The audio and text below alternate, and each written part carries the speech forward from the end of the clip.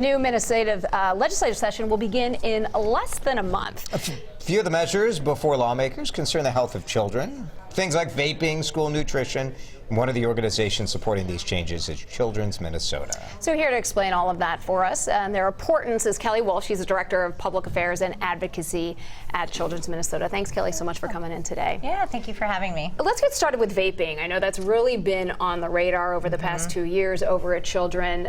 Just recently, President Trump signed into Tobacco 21 law, which covers the national level. What's going on here in Minnesota? Yeah, that's right. So we know that youth vaping rates are increasing at an alarming rate. The recent Minnesota student survey showed that 1 in 4 11th graders used e-cigarettes in the past 30 days. So it's 25% of our 11th graders.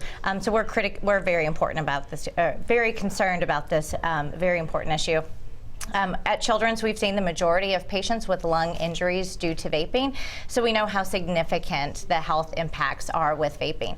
You're right that the administration passed and signed into law Tobacco 21 policies, which we applaud, and we think that's wonderful. That now means that you have to be 21 to purchase tobacco or e-cigarette products, which is great. But we do know that there were some exemptions in the law, and we do feel like there are some places where that can be strengthened. So we're hopeful that the Minnesota legislature will really take this opportunity to make Minnesota a nation leader in passing real comprehensive tobacco policy reform for our kids. Just want to take a minute to welcome back our TV viewers from our CBS News special report. We're talking with Kelly Wolfe, the Director of Public Affairs and Advocacy at Children's Minnesota, about issues that are important to children and are expected to come up at the legislative session. Let's talk about free breakfast.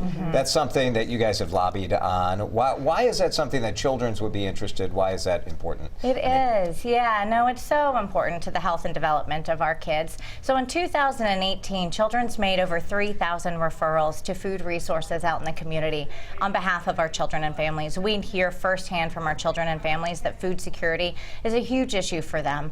We also know that for many of our kids, they rely on school breakfast as or school lunch as their only nutrition that they get throughout the course of the day. So it's really important that we utilize the opportunity that they're in school to do that.